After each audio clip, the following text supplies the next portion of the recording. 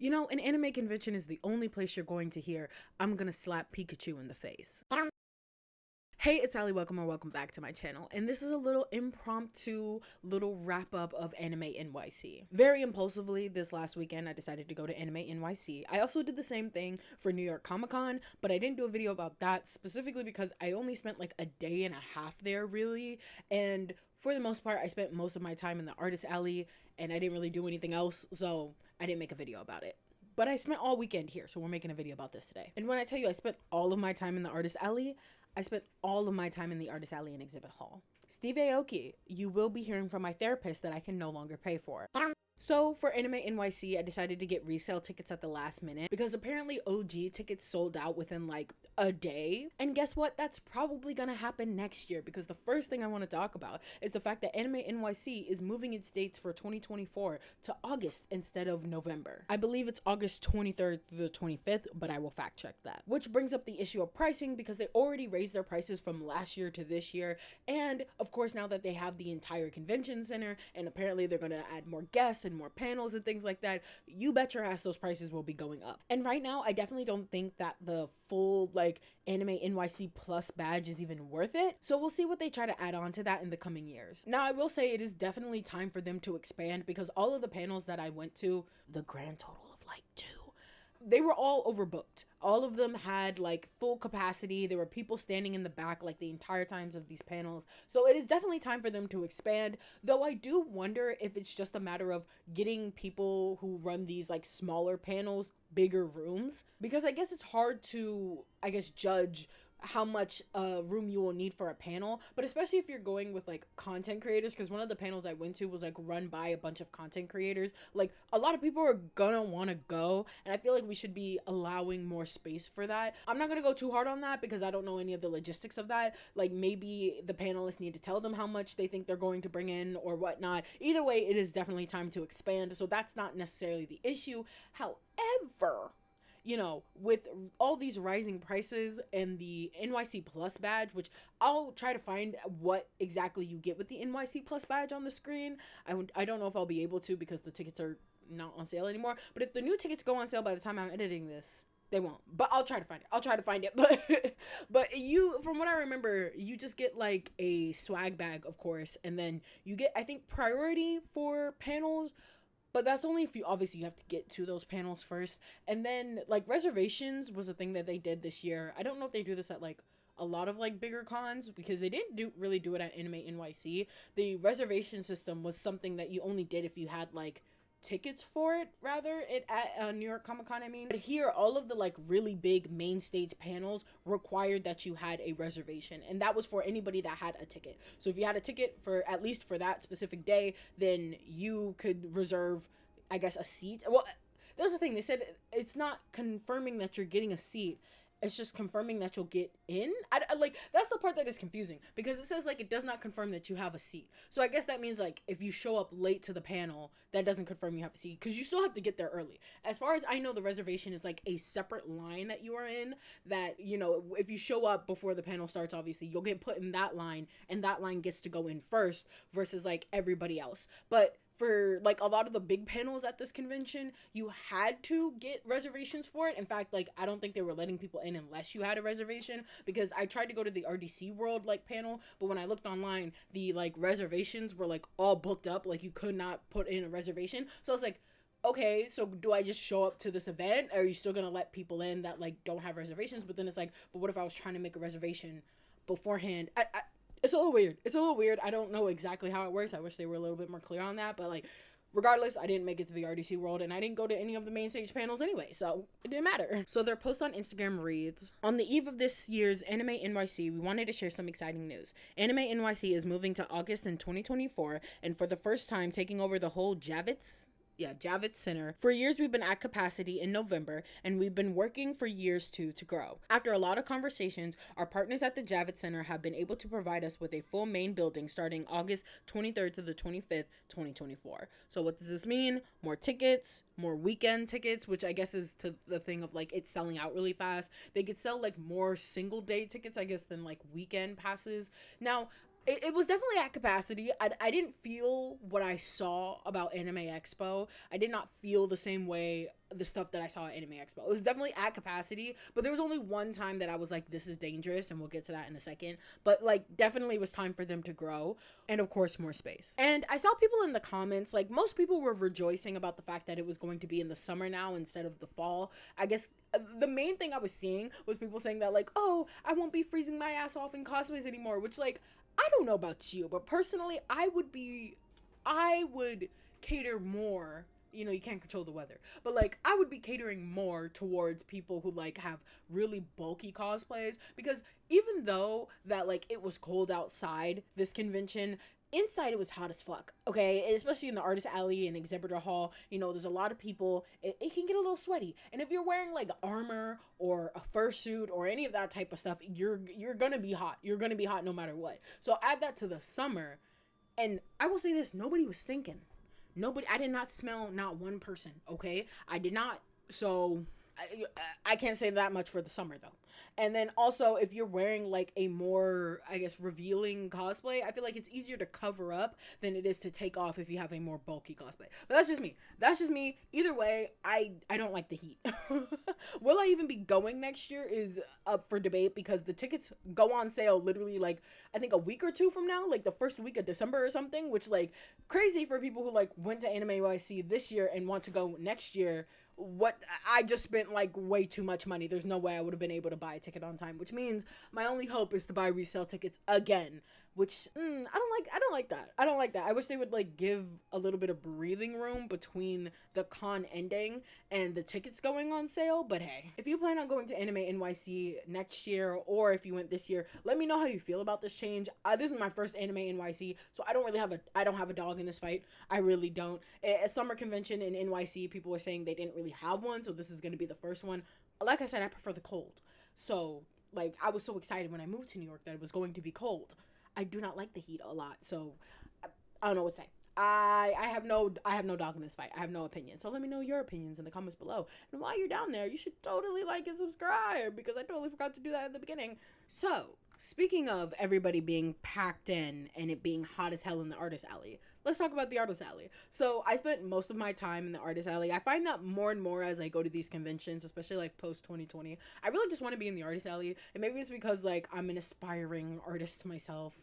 I don't even know why I said that. Anyway, or is it the fact that like these are the places where I have like a lot of conversations with people, because I'm forced to interact with people when I buy things and talk to people. Like all of the interactions that I had with like anybody came from the artist alley. Like when I'm going to panels, I'm going to like watch the panels. I'm not really like, you know, going to like talk to anybody unless it's a mingling panel. Anyway, the point is I was in the artist alley for most of the time, and I was there Friday, Saturday, Sunday, and let me tell you, Friday I was in there and it was packed. It was so packed. Saturday was not as packed, actually. I was like able to run around and do most of what I needed to do, which we'll get to that in a second. And Sunday, of course, I think it was the most packed on Sunday, because a lot of people got Sunday badges, number one, and number two, it was the last day, so there was only like a couple of hours anyway, so a lot of people were packed in there. Now, Anime NYC, I need you to be so fucking for real right now and tell me why you are charging artists an extra like $300 on top of their table fee, which I think was $400 for Wi-Fi. Why in the day and age, in the Lord's era of 2023, are we not including Wi-Fi in the table fee? I know like back in the day, like 5 years ago even, having the little square tap pay thing, that was a little like, not everybody had that, okay? Not everybody had it because you had to pay for it and all this stuff. Now the square, like you can just buy it and then you can use the free plan. In fact, I don't even think you need to buy the square, because you can just do tap pay, I think, on your phone if you have the square plan. It's free. I looked it up, like getting the like square and everything set up, it's free. You have to buy the square, like physical square, but if you want to just do it on your phone, it's completely free. So with that knowledge, why would you then charge Wi-Fi, something that is needed in the year of our Lord 2023, and almost $300? And now this is all hearsay, because when I was talking to artists about it, this is what they were saying they had to pay. I saw on Twitter as well, they had to pay like $400 for their booth, and especially if you're tabling alone, that's $400 out of your pocket that you hopefully make back over the weekend. And then on top of that, because the Wi-Fi was so trash, some people relented in buying like the Wi-Fi, I guess, which is like, why are we even buying Wi-Fi? Why? That really pissed me off. Anyway, like Friday, there were a lot of artists that I went to that were like in the back corners that like had to be like, sorry, I can only take cash right now because tap pay is not working. And they were like, oh, you can try to PayPal me or Venmo me, but I couldn't even do that because again, the Wi-Fi wasn't working. Like I was doing this Trigun stamp rally thing, which if you don't know is basically a card with a bunch of stamps on it, and you walk around to each of the artists that are like participating in it, and when you buy something for them, like a minimum purchase of I think like $5 or so, you get a little stamp, and when you finish the stamp, you go back to the original person and they give you little goodies that like all of these people work together to put together. It's really cool, it's really fun, it's a nice way to like get around and find new artists, which is what I like to do in the artist alley. Like I like to go to the artists that I know, yes, but like I really like to find new artists, and I found a lot of new artists through this stamp rally. There was 2. Guess what happened? I stupidly left my wallet at home. I left my wallet at home so I could only use tap pay, and of course tap pay wasn't working, and I couldn't go get cash because I didn't have my wallet. And then so the next day, I get cash, I get on the train, and I'm like, I left the cards at home. The stamp rally cards, of which I was 1 away on both of them, I left them at home. Yo. So I had to go back to each of the things, because also there was like different people working the booth sometimes, so like they weren't going to remember me from yesterday, and also I was in cosplay, so they definitely weren't going to remember me. So I had to spend more money, but I did get the stamp rally done really fast because there was less people in the artist alley on Saturday. I don't know if it's just the time that I went that there was less people. Like we went at the same time every day. It was like around like 2 o'clock, 3 o'clock every single day.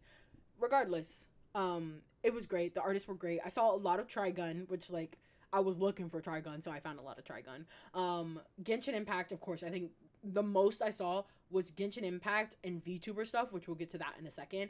A lot of like older anime stuff, like older, like of course Jujutsu Kaisen, of course like JoJo's Bizarre Adventure, like the stuff that's like older in the sense of like the like hype for it is kind of died down, except for Jujutsu Kaisen, which we'll get to that as well in a second, do not worry. But the like overall hype for a lot of these shows have like died down, but there was still a good amount of people, I would say, like the average shonen and stuff, which is like, I feel sorry for anyone who's not into shonen anime. Like y'all were probably hunting for some stuff. Anyway, VTubers. So I think if you are a VTuber stan, you're gonna have the most fun at this convention, because it was a lot of VTuber stuff. A lot of the main stage stuff was VTubers. In the exhibit hall area, because the artist alley and the exhibit hall was all one like floor. In the exhibit hall area, there was like a bunch of VTuber setups. There was at least 3, if not more. There was at least 3 like live VTuber setups, and they were like live streaming. And at all times, especially like the main one, I wish I could remember what the main one was. I think it was HoloLive. Do not quote me on that. I think it was HoloLive though. Where people, obviously VTubers, VTubing, and then there was a large crowd of people like watching the VTube. And the only thing is, I was like, what are they doing? Are they like doing Q&As? I did hear a Q&A going on, but some of the other ones where they were just like, hi, and I was like, it's one thing because I do watch VTubers. I don't want you to think I'm slandering VTubers. I don't. I'm very new to the space, but I do watch VTubers. I just am like, what I say hi to you and I'm like, cool, hi, and then I'm gonna keep moving, like unless it's a meet and greet, which it didn't look like a meet and greet because people were just not in line, they were just crowded around it. So I'm like, what are we doing? Like, what are you doing specifically? Are like we playing a game? Like again, Q&A, meet and greet stuff, like what's going on? Anyway, I think it's super cool. I think the technology for it is like super cool, but that's just me. But I realized there's no VTuber centric convention just yet. I know people are trying to get some off of the ground, but as of right now, it is like only at some of these bigger anime conventions do you see like super VTuber heavy stuff. And this is like the first anime convention I've been to since post-pandemic, since post-2020 that I have seen like VTubers take like center stage and take up a lot of the programming. Like the main center stage thing was a VTuber, I don't know if it was a concert or a panel, I don't know what it was, but it was for VTubers. I will look at the schedule and let you know. Some of my friends who were talking to me about the fact that there's not really a VTuber convention just yet talked about like how they take over like specific conventions like Anime Impulse that I think is next year. I don't think there's really, there are still conventions the rest of this year, but there's not that many conventions for the rest of the year. But next year, Anime Impulse, like the whole of Niji Sanji is going. So if you want to see a lot of Niji Sanji, hey, hit up Anime Impulse. I won't be there because I have no money to go. But like, you know, if you want to go, you can go. VTubering is definitely taking over. I can feel people already, because I watch a lot of Swell Entertainment. She's what inspired me to make this video, and she talked about a lot of the anime conventions she went to over the summer and how it was like mostly VTuber stuff, and how there are a lot of people who are getting a little bit upset that there is a lot of VTuber stuff. And I'll say this, what's the alternative? What show that's about to come out or about to have a new season? Huh? Because I would like to know, because that's the other thing I want to talk about, is the fact that there wasn't a whole lot of programming that wasn't already old stuff. Like, there was a panty and stocking thing, but I didn't hear anything on Twitter about if they said anything new other than what they had said at like Anime Expo. I went to a Dark Horse Comics panel hoping to hear something about Trigun. I didn't, because they've delayed it until 2024 in April. But they said they might release a little something a little soon. I'm hoping it's a cover reveal.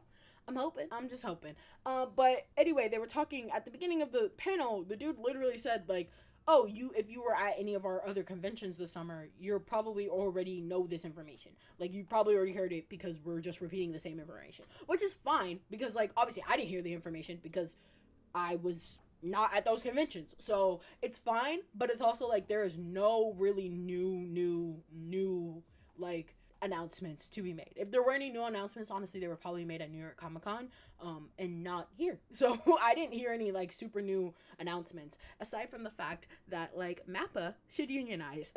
So let's talk about that for a little bit, because I did see a person walking around with like a MAPPA, unionized MAPPA like sign, which like I love. And obviously there were a lot of Jujutsu Kaisen cosplays, because the Jujutsu Kaisen season 3 is going on right now. I still haven't finished season 2. I'm literally on like the last episode. Girl, Seto Gojo, Ghetto Gojo, whatever. Girl, I haven't finished the last episode. I'm caught up on the manga, but I can't finish the last episode of the season. They did too much. They did too much. MAPPA is doing too much, and that's exactly the issue. You see, these episodes look great. They look amazing, and it's crazy that workers have been speaking out about the harsh working conditions. And you may be like, well, we already knew this. You may be like, we already knew this. Yes. We already know that the working conditions have been absolutely horrid. It's the fact that they're speaking out about it is even crazier. And you may be like, what do you mean that's crazy? Literally in Japan, it is not like okay to speak out against your company like that, no matter how fucking hard you are treated and how badly you are treated at the company. Like, obviously, you know, nowadays things are getting a little better. They're getting a little better, but like it is like here in America, you still really aren't supposed to do that if you want to keep a job. But like for the most part, if you want to complain online, who's gonna stop you? But in Japan, it's like really frowned upon to like do that. To like, you're supposed to have like a lot of loyalty to your company. So the fact that they came out and said that, the fact that there was like basically a mental breakdown on Twitter, that's like it's something needs to be done. Something needs to be done. And I hope they unionize and then go on strike, baby. It's the year of the strike. I hope they go on strike. But yeah, so that kind of left a little sour taste in a lot of people's mouths about like new animes that have been coming out. Obviously it's the end of the year, so a lot of like announcements aren't really happening, but you know, that's something that we have to just be aware of, you know, before you go like, oh, MAPPA is the goat. You can find these specific, I always say this, I always champion this, you can find the specific animators on Twitter. Just go follow them and say that they are the goats, because they are the goats. MAPPA is a fucking company that is treating its workers like shit. Thank you. Side note, back to the merch thing, I saw a lot of Yu-Gi-Oh merch as well. And I was gonna get a Seto Kaiba charm, but that was on Friday, and she was only taking cash at the time. And I said I would come back tomorrow with cash, and I totally forgot to go to her booth. So then I went on Sunday. It was gone. The Seto Kaiba charm was gone. But I got the Yugi and Joey one, so it's okay. It's okay, but I feel a Yu-Gi-Oh resurgence coming on, like an OG Yu-Gi-Oh resurgence, because the card game is still going strong, right? The card game is still going strong for people who play it, but I feel like it's getting more of a resurgence into like popular media again. I don't really, we don't need a reboot. I don't think we do. I don't think we need a reboot, but I would love to see just like some type of resurgence of like the OG Yu-Gi-Oh and then Yu-Gi-Oh GX. There was no Yu-Gi-Oh 5Ds merch. I did not see one Yu-Gi-Oh 5Ds. You just forgot that it existed?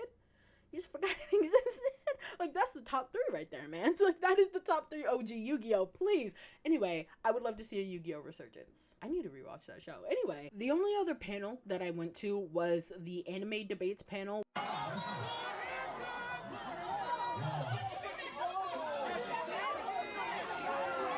which had a lot of black nerdy like influencers at it, and it was really funny. Like I said, it was a really packed room, and we went over time.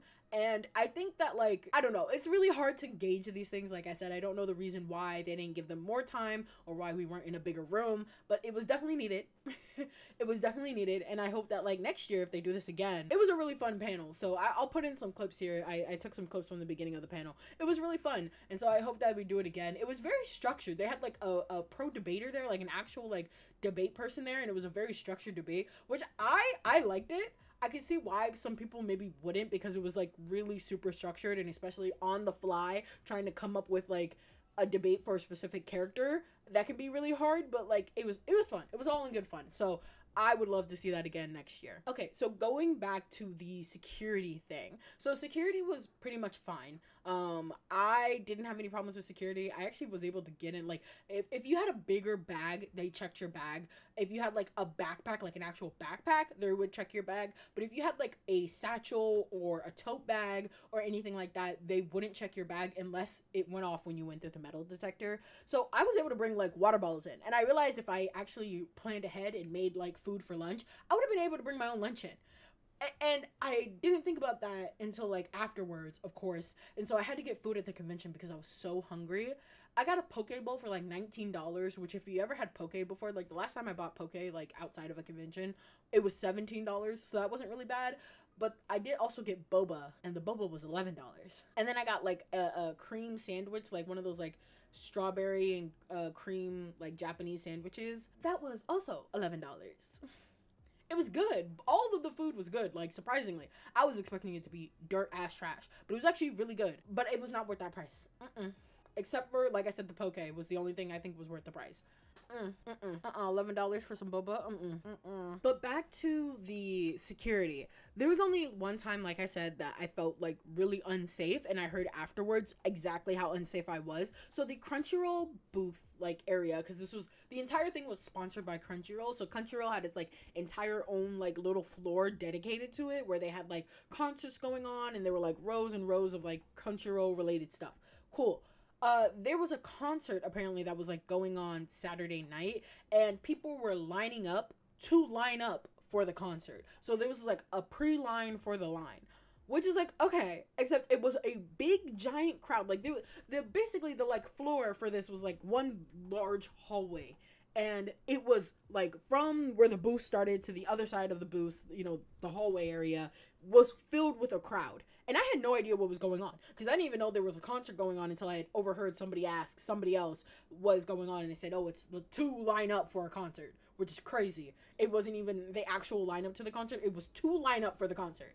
So there was no organization there, because I guess they were like, well, we can only organize you when you line up, which I don't like. I feel like you could have just started lining people up. Like, I don't get that, because I find out later that crowd crush happened. Now, no one got hurt and there was no stampede, but crowd crush still happened because someone like talked about how the fact that they could not move and they were just pulled every which way with the crowd, which is what crowd crush is. You have no control over your body because of how packed in you're in a crowd like area. Yeah, that's very unsafe. The person talked about how they couldn't even put their like arms up, which is what you're supposed to do in a crowd crush situation. You're supposed to put your arms up so that like you don't get pushed to the floor or anything like that. They could not do that. And I saw people who had like wheelchairs and other like disability aids. Yeah, like Swell Entertainment always says, is it takes one person saying the wrong thing or making a certain sound, and that would have easily been a stampede. So yeah, that was very unsafe. I don't know why they did that. As soon as I was leaving, the crowd started to move towards, like, I guess they were letting people in. I guess somebody told them it was unsafe and they should just let people in. I don't know why you didn't just do that in the first place, or line people up like serpentine style, because that's what we were doing with everything else that I lined up for. There was like a serpentine style. Like, it is very clear that there was not supposed to be a line in that area. So I don't know why they just let a crowd form like that. Like, you could have just been like, okay, clearly people are starting to crowd, they're starting to line up, we should just start doing the serpentine thing so that, you know, we can fit as many people as possible in this space without crowd crush, because everybody would be in a proper line, but nobody was in a proper line.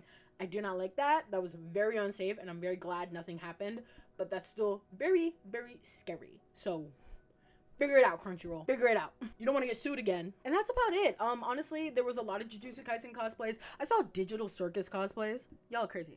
Y'all are crazy for that one. How'd y'all do that so fast? I guess you just gotta buy a Jester costume and some white face paint. But, like, still, y'all do that so fast. I saw a Ragatha cosplay.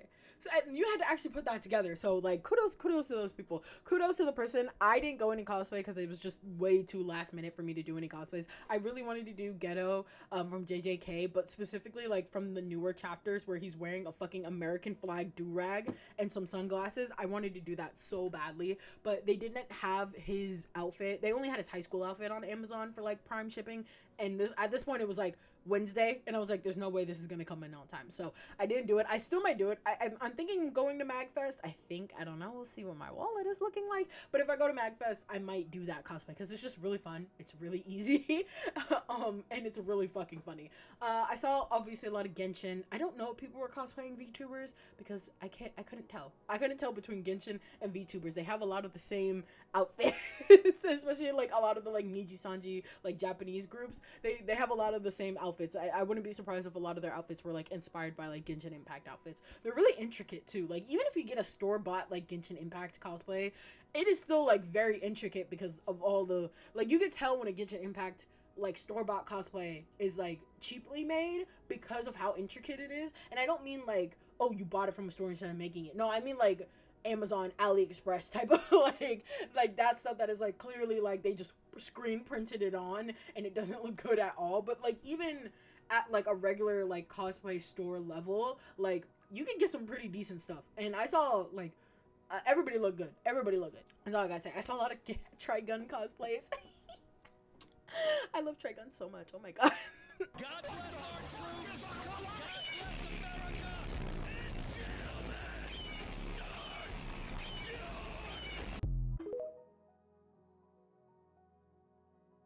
But yeah, that's about it. If you went to Anime NYC, let me know down in the comments below. Hopefully next year I can go. I'll be here next year, at least for one more year. So hopefully I'll be able to go. I don't know, because it's like summer. It's literally like right when the semester is starting, I think.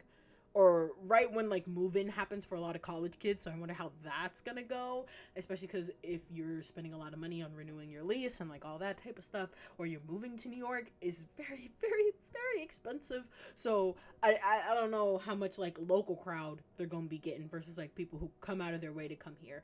They need to fix the Wi-Fi situation. Like, absolutely, that's just unacceptable in my opinion. Fix the Wi-Fi situation. Maybe I won't spend as much money this time. I'm gonna put in some clips of all the haul that I got right at the end here, so just in case you don't want to see that, that's what's going to be at the end here. Thank you so much for watching all the way to the end. If you did, you are a real one. Come talk to me about other conventions I should go to. I would love to go to, actually, I hate that I said that. I would love to go to literally any convention. I just don't have money. Like, I would love to go to like Atlanta cons. There's a lot of different like Atlanta cons. HomeMat is something I always want to go to. KatsuCon is something I've never been to, even though like it's so close to me. I've never been to KatsuCon because I just don't have the money to go. And KatsuCon is definitely like a cosplay convention, and at this point, babe, I would not have time to put together a cosplay. I wouldn't even have time to buy a cosplay and hope it would get here on time. So who knows? MagFest is looking like a hard maybe. I am going to the Sonic Symphony, so I'll already be in the area, so hopefully I could just go to that as well. But we'll see. Thank you so much for watching. Here is my haul, and I will see you in the next episode. Love and peace.